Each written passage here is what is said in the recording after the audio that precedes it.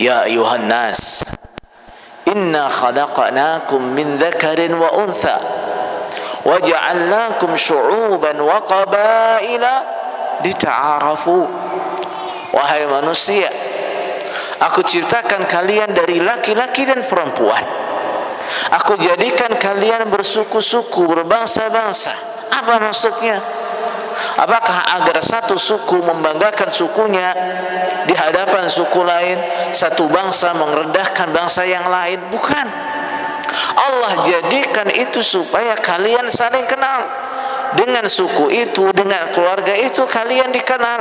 Ketika kita datang kepada saudara kita yang asing, kita sapa dia, assalamualaikum, waalaikumsalam, apa kabarnya? Nah, kemudian kita berkenalan, maaf, nah, nama antum siapa? Oh, nama saya Muhammad. Muhammad siapa? Oh, saya Muhammad bin Sulaiman. Taib, dari keluarga mana, dari suku mana, dan seterusnya. Nah, tujuannya adalah itu.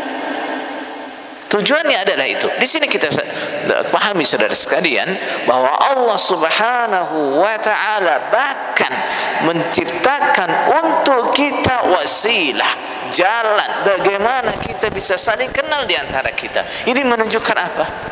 Pentingnya kita saling mengenal, apalagi dengan sesama muslim.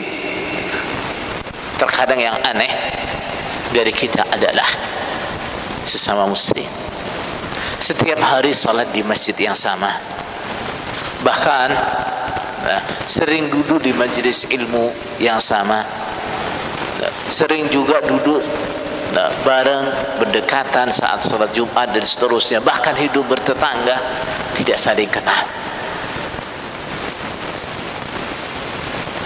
Maka saudara sekalian, kita biasakan, kita berusaha mengenal saudara-saudara muslim yang ada minimal di sekitar kita. Nah, dengan tetangga-tetangga kita, kita saling kenal siapa namanya, setidaknya kita tahu. Nah, karena ini adalah salah satu cara kita membangun dan memperkuat ukhuwah Islamiyah. Nah, di samping itu saudara sekalian, salah satu sebab yang menjadikan kuatnya dan terjaganya ukhuwah Islamiyah adalah sifat tawadhu yang dimiliki oleh masing-masing umat Islam. Apa sih yang dinamakan tawadhu? Yang dinamakan tawadhu, yang disebut dengan tawadhu adalah kita merendahkan hati kita. Nah, sikap rendah hati kita di hadapan saudara kita. Dan ini adalah sifat orang iman. Adzillatin 'alal mu'minin, 'izzatin 'alal kafirin. Mereka di depan orang-orang iman, mereka merendahkan hatinya. Bersikap rendah hati, bersikap tawadhu. 'Izzatin 'alal kafirin. Tapi kalau di depan orang-orang kafir, nah, dia menunjukkan kegagahannya, dia menunjukkan kekuatannya. Inilah sifat orang iman, selalu rendah diri di hadapan saudara-saudaranya, tidak pernah merasa saya lebih kuat daripada saudara saya lebih pintar daripada saudara saya lebih kaya daripada saudara saya lebih saleh daripada saudara saya. Enggak pernah seperti itu. Kenapa saudara sekalian? Ini sangat penting dalam menjaga ukhuwah Islamiyah. Karena ketika seseorang memiliki kerendahan hati, maka yang keluar dari dirinya adalah hal-hal yang positif. Ketika orang tidak merasa lebih baik daripada saudaranya, tidak merasa lebih kuat daripada saudaranya, tidak merasa lebih tinggi daripada saudaranya, ketika dia bertutur kata, tutur katanya lembut. Ketika dia bersikap, sikapnya juga lembut. Dan inilah yang membuat persaudaraan itu terjaga. Rasulullah sallallahu alaihi wasallam bersabda, Innallaha amarakum an tatawadhu. Allah memerintahkan kalian supaya saling tawadhu. Hatta la yafkhar ba'dukum ba'dah wa la yabghi ba'dukum 'ala ba'd. Tujuannya apa? Supaya tidak ada sebagian umat Islam yang menyombongi umat Islam yang lain, dan tidak ada sebagian umat Islam yang menganiaya umat Islam yang lain. Adanya ucapan-ucapan kasar, mengejek, menganiaya, mengambil haknya dan seterusnya. Itu karena apa? Salah satu penyebab utamanya adalah hilangnya sikap atau akhlak tawadhu, hilangnya tawadhu dari dalam dirinya. Saudara sekalian, ada yang menasihatkan kepada kita bagaimana kita bisa selalu tawadhu. Salah satunya adalah kita diajari kalau ketemu dengan orang yang lebih tua, nah, tumbuhkan keyakinan dari dalam diri kita, dia itu lebih tua daripada saya, tentu ibadahnya sudah lebih lama daripada saya. Ketika kita bertemu yang lebih muda, tumbuhkan perasaan dalam diri kita, dia itu lebih muda daripada saya, tentunya dosanya lebih sedikit daripada saya. Ini salah satu apa? Nah, cara kita menanamkan tawadhu di dalam hati kita. Saudara sekalian, sikap tawadhu itu apabila hilang, dampaknya akan sangat buruk sekali. Terkadang dengan hilangnya sikap tawadhu, seseorang berani menolak kebenaran. Karena apa? Dia meremehkan yang membawa. Karena sikap tawadhu yang hilang, dia berbuat aniaya. Karena dia pikir nggak masalah menganiaya dia, nggak masalah membuli dia, nggak masalah mengejek dia. Hilanglah rasa persaudaraan. Rasulullah sallallahu alaihi wasallam memotivasi kita, mendorong kita untuk menjadi orang yang tawadhu. Nah, dengan sabdanya, wa ma tawadha'a 'abdun lillah illa rafa'ah. Tidaklah seorang hamba memiliki sifat tawadhu lillah. Nah, dia merendahkan hatinya lillah, karena Allah. Dia lakukan itu karena Allah, illa rafa'ah, kecuali Allah akan mengangkat derajatnya. Kenyataannya di dalam pergaulan kita lebih nyaman bergaul dengan orang-orang yang tawadhu daripada bergaul dengan orang-orang yang sombong. Apalagi kepada orang-orang tua kita sendiri, lebih ditekankan lagi sikap tawadhu itu. Allah Subhanahu wa ta'ala berfirman, wakhfid lahu ma janaha dhul. Rendahkan untuk kedua orang tuamu sayap yang hina. Maksudnya apa? Bersikap tawadhu'lah kepada kedua orang tuamu. Wa qul lahuma qawlan karima. Ucapkanlah ucapan-ucapan yang mulia kepada keduanya. Dan ini saling berkaitan. Adanya anak sulit bersikap lembut, berbicara lembut, berbicara yang baik kepada orang tua, penyebab utamanya adalah hilangnya sikap tawadhu. Dia mungkin merasa lebih pintar daripada orang tuanya, dia merasa lebih kuat daripada orang tuanya, dia merasa lebih berpendidikan, dia merasa lebih kaya daripada orang tuanya, maka orang tua pun tidak dihargai. Saudara sekalian, salah satu sebab untuk menjaga ukhuwah Islamiyah adalah dengan membiasakan salam. Setiap kali kita berjumpa dengan sesama muslim, kita ucapkan salam. Abdullah bin Salam radhiyallahu anhu, dia bercerita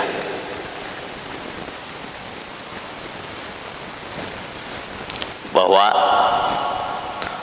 kalimat yang pertama dia dengar dari Rasulullah sallallahu alaihi wasallam adalah, ya ayuhan nas afsus salam, wahai manusia, siarkanlah, tebarkanlah salam. Apa artinya? Biasakan ucapan salam. Bertemu saudaranya salam, bertemu sesama muslim kita, kenal nggak kenal, salam. Bagaimana kita tahu dia itu muslim?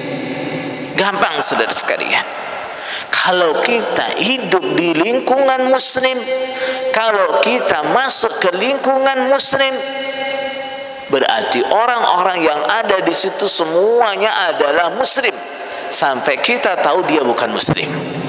Gampang kan? Kita nggak perlu tanya ke dia, kamu muslim atau bukan, nggak perlu. Ya, kita nggak perlu meneliti dia muslim atau bukan, nggak perlu. Ya, kita masuk ke tempat atau ke wilayah yang di situ mayoritas penduduknya muslim, maka hukum asalnya orang-orang yang ada di situ semua adalah muslim, sampai kita tahu yang sebaliknya. Afsus salam wa at'imut ta'am, dan bersedekahlah makanan. Wa sallu bil laili wan nasu niyam, kemudian salatlah malam ketika orang-orang pada tidur. Tadkhulul jannata bis salam, maka kalian akan masuk surga dengan selamat.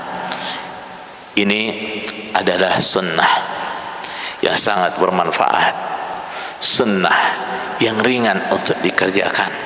Akan tetapi yang memprihatinkan, ini hilang dari kebiasaan kita. Ternyata ini hilang dari kebiasaan kita. Jarang sekali yang bisa menerapkannya. Padahal kita hidup di lingkungan yang mayoritas penduduknya adalah muslim. Tetangga kita rata-rata muslim. Di mana-mana kita ketemu dengan muslim. Tapi berapa kali ucapan salam keluar dari mulut kita? Padahal berapa kali kita bertemu dengan muslim? Mungkin ratusan kali kita berpapasan, berjumpa dengan sesama muslim dalam setiap harinya, tapi tidak satu pun kalimat salam terucap. Ini justru memperhatikan kepada kita, memperhatikan. Nah, maka saudara sekalian, kita hidupkan sunnah Rasulullah sallallahu alaihi wasallam ini. Tujuannya apa? Tujuannya adalah untuk memperkuat persaudaraan sesama muslim. Aqulu ma tasma'un wa astaghfirullah li wa lakum min kulli dhanbin fastaghfiruhu innahu huwal ghafurur rahim.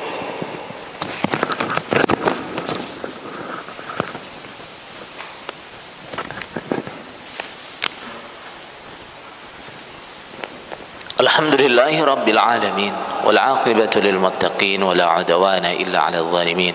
Asyhadu an la ilaha illallah wa asyhadu anna Muhammadan 'abduhu wa rasuluhu sallallahu alaihi wasallam wa ala alihi wa sahabatihi wa man tabi'ahum bi ihsanin ila yaumiddin. Saudara sekalian, rahimanillah wa iyyakum. Salah satu sebab yang bisa memperkuat persaudaraan atau ukhuwah Islamiyah adalah membiasakan untuk saling memberikan hadiah. Rasulullah sallallahu alaihi wasallam bersabda, tahadau tahabbu. Nah, salinglah, biasakan saling memberi hadiah, maka akan tumbuh rasa saling cinta di antara kalian. Nah, biasakan untuk memberikan hadiah. Hadiah itu apa? Hadiah itu adalah sesuatu yang kita berikan kepada saudara kita karena apa? Motivasinya adalah karena saya senang dengan dia, karena saya ingin memuliakan dia. Itu namanya hadiah. Nah, kebalikan dari sedekah. Sedekah itu adalah sesuatu yang kita berikan karena kita merasa ibah, merasa kasihan. Itu namanya apa? Sedekah.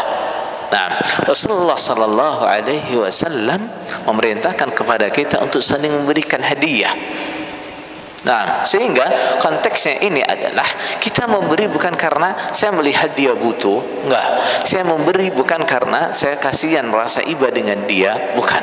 Apapun kondisi dia, apakah dia itu orang yang berkecukupan atau dia itu orang yang kekurangan, semuanya saya beri hadiah.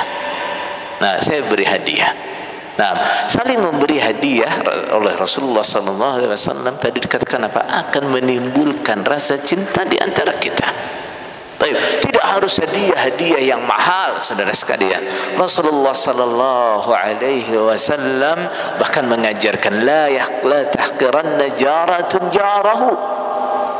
Nah, jangan sampai tetangga perempuan merendahkan tetangga perempuan yang lain walau bi firshi nasyatin, walaupun hanya dengan kaki kambing.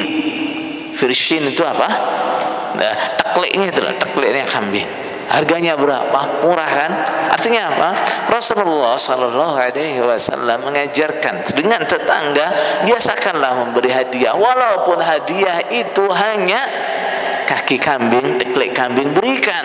Rasulullah sallallahu alaihi wasallam mengajarkan kalau kalian masak perbanyak kuahnya, lalu berikan sebagian kepada tetangganya. Apa ini sudah menjadi kebiasaan kita? Hadiah itu tidak harus mahal, saudara sekalian. Nah, ibu-ibu misalnya bisa biasakan, oh ada sayuran lebih di rumah, hadiahkan kepada tetangganya. Ada buah-buahan lebih di rumah, hadiahkan kepada tetangganya. Tidak usah melihat, oh dia orang kaya apa dia butuh dengan hadiah saya, dia orang cukup apa dia butuh dengan hadiah saya. Bukan, saudara sekalian. Hadiah itu adalah wujud penghargaan kita kepada saudara. Wujud apa? Cinta kita kepada saudara. Bukan karena dia butuh, bukan karena dia gak mampu, bukan. Ini adalah cara kita untuk membangun persaudaraan. Dan bagi kita yang menerima hadiah, walaupun mungkin itu hadiah yang kecil, tidak berharga, bahkan kita mungkin gak suka, jangan sekali-kali menolaknya. Nah, Rasulullah sallallahu alaihi wasallam mengatakan, seandainya saya itu diundang untuk makan tulang, apa maksudnya tulang tuh? Kalau dia bilang balungan, balungan tuh apa? Tulang-tulang yang masih ada sisa daging-dagingnya sedikit, itu namanya balungan. Seandainya saya diundang untuk makan yang seperti itu, saya akan datang.